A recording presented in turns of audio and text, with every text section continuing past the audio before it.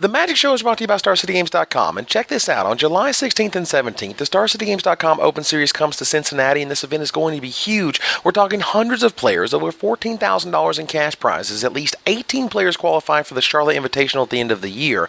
Live coverage all day courtesy of SCG Live, and as much Magic the Gathering as we can pack into one weekend. So make plans to join StarCityGames.com in Cincinnati, and we'll see you there. Hello everybody, and welcome to another edition of The Magic Show. This week we're ready to dive headfirst into some serious M12 spoiler goodness. I'm talking about one badass spoiler of my own and some incredible cards unveiled so far, and my current pick for sleeper hits of the set.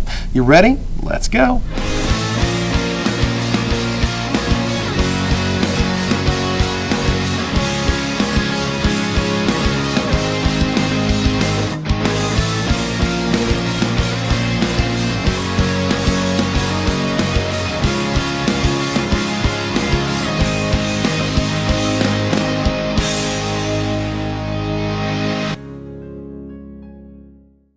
So here we go, ladies and gentlemen. Wizards of the Coast is in full-blown M12 spoiler season. No god books are to be found, and this time my spoiler didn't get ripped out from under me.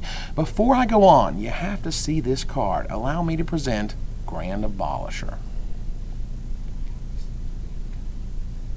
Now, people, seriously, there is no deck that I love, no deck I'm more fond of than White Weenie. And this guy, oh baby, what does this card remind me of? One of my favorite cards of all time, City of Solitude. Oh man, was that a sick hoser back in the day. You played that and you were all good to play as many creatures, spells, and pump spells as you liked.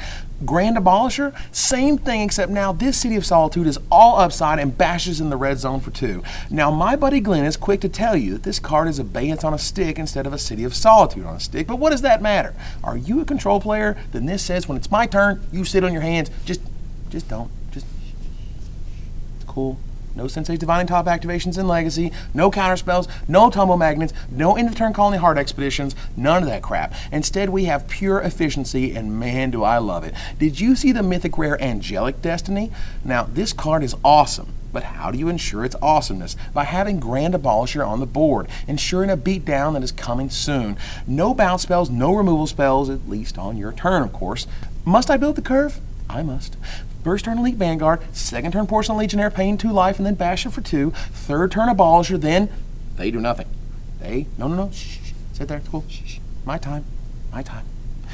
Third turn, I do whatever I want to do, include bashing for 5, then I pass, fingers crossed I don't get Day of Judgmented out, and then I can follow that up with Hero of Blade Hole and smash for 7, our opponent now at 6 life, begging for mercy, and there's also the goodness of mixing red in there, as your Lightning Bolt and Incinerates will remain uncountered while the Abolisher is on the battlefield. Now, before I go too far, it's obvious this guy isn't the best creature ever printed or anything. It fails the IDTD test, aka the It Dies to Dismember test, the new benchmark for all creatures in Standard. Now, this is one of the many reasons Consecrated Sphinx is ridiculous right now, by the way.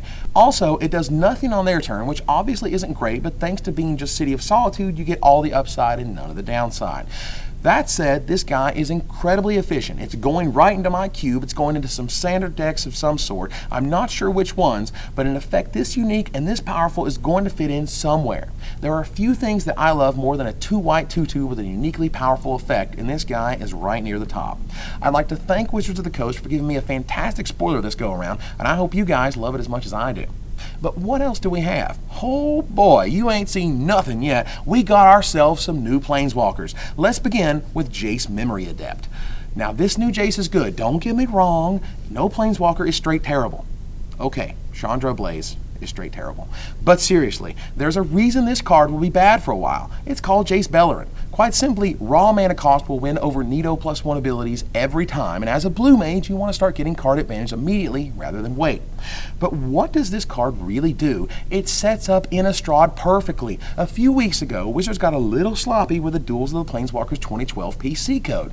It appears some XML files included info on upcoming cards, including the aforementioned Angelic Destiny, and many of the other cards look like they're from Innistrad. One in particular is called Moan of the Unhallowed. It's a 2-black, 2-colorless sorcery that makes 2/2/2 zombies. For 7 mana, you can flashback it. Oh, hells yes! Are we talking about flashback returning in Innistrad? So up for that, and everything so far points to a graveyard-based block. You want more proof? The other cards include Murder of Crows, a 5-mana 4/4 flyer that lets you draw then discard when another creature dies. Skursgard's Cultist sacrifices creatures to deal 2 damage, and Wreath of Geist is an aura that pumps a creature equal to the number of creatures in your graveyard, and so on. My point? Jace Memory Adept is amazing in a format that cares about what's in your graveyard. Mill for 10 for free? Seriously? I guess I'll just fill my graveyard with all these awesome flashback spells along with whatever else cool graveyard mechanics Wizards cooks up. A card that will slowly fall in value until everyone remembers how amazing it is with the upcoming block. Use this info to your advantage. But what about our other spoiled Planeswalker? Chandra the Firebrand is our latest Planeswalker and the first ever to not require 2 of the same color of mana. Now, according to Tom Lapelli, lead developer of M12, it was to differentiate Koth decks versus other red decks' Planeswalker choices. That said, I think Chandra the Firebrand is fan-freaking-tastic. I recognized her first ability isn't super exciting, but Chandra's Phoenix was made to be abused with her, and that alone is a powerful turn 3, turn 4 punch. But really, the sexiness lies in the second ability. Volt Charge is the first spell that comes to mind, basically giving you 6 damage and returning the loyalty counters needed to copy it for free. But Tezzeret's Gambit gives you 4 cards instead, while Good Ol' Lightning Bolt gives you 6 damage for a single card and mana. Pretty sure Mike Flores went off the deep end when comparing her to Jace the Mind Sculptor. I mean, a card that is now being recognized as pound for pound the best card ever made. Oh, come on, Mike. But she's very, very good. What if you ramp yourself to some insane spell and then copy it with Chandra? How about 2 summoning traps? In the cube, I'm thinking about firing off 2 Tooth and Nails. Would be pretty sweet. I'd definitely be up for that. Her ultimate is fine, nothing to sneeze at, but nothing to write home about. Okay, 6 damage to some targets, sure. Meanwhile, why aren't you copying instants and sorceries? I mean, come on. Chandra the Firebrand will take time to show her true potential. Her ability to be splashed is not to be underestimated and will allow her to be in a whole lot more decks than she normally would be. But how about some more neato cards? I have to mention the Sundial of the Infinite because it is freaky, crazy, and can result in some weird but excellent interactions. The first one that jumps out is that Final Fortune is suddenly Time Walk. Yeah! When you activate Sundial, all of those things that say at the beginning of the end step, they don't happen.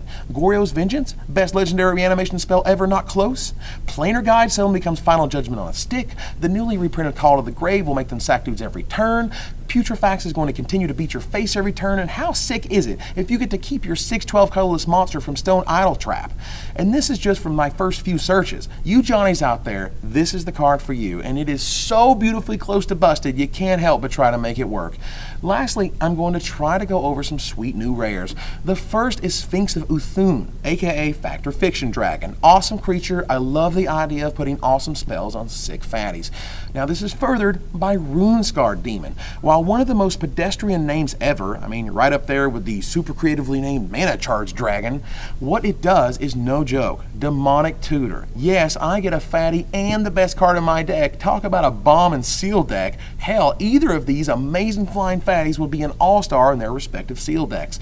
Moving on, in the same vein of Jace Memory Adept, comes Visions of Beyond. Now, this is a plant. You remember last week when I ran that footage of how Stoneforge Mystic and how good she was going to be in the fall? Well, this card is going to be good in the fall. After everyone realized that it's going to take a graveyard-based block to make this card playable, well, again, you use this to your advantage. When Jace is milling 10 cards from your library for free, it only takes another activation to turn this sucker into Ancestral Recall, and to make all other copies of it in your deck into Ancestral Recall. And I heard that card is pretty good, so watch out for this one.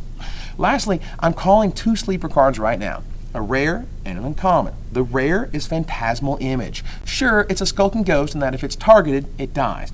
But man, is this the sickest and cheapest clone they've ever made. This card is ripe for copying Vengevines, Titans, Wormcoil Engines, and Solemn Simulacrums, which, by the way, is a sick reprint.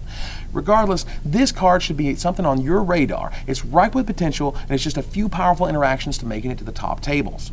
The uncommon sleeper of the set so far is Swiftfoot Boots. I don't think you guys are appreciating the power of Lightning Greaves that allow the player to attach as many swords as you want to that creature without fear of removal spells. The Gradient of Haste is huge, as it lets you basically basically skip that whole waiting around to bash as well as getting around cards like Condemn when you're attacking. Kuldotha Forgemaster also loves this card a whole lot as it will enable it to be played and used in the same turn for just 6 mana. You heard it here first, guys. This card is way better than it looks. A Commander All-Star. I think its constructed applications are just getting started. So that's it, guys. This week we've barreled through a ton of M12 and we've still got more goodness on the way. What does the new Garrick do? Well, we're not sure. What other awesome reprints are coming, like Solemn Simulacrum? Well, who knows?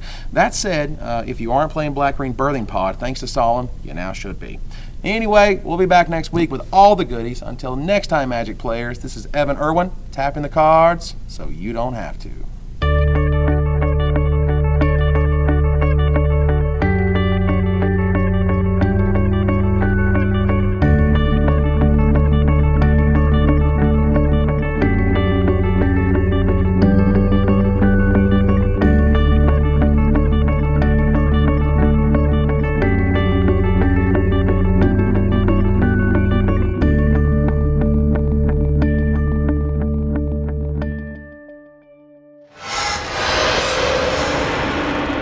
I always like the fatties.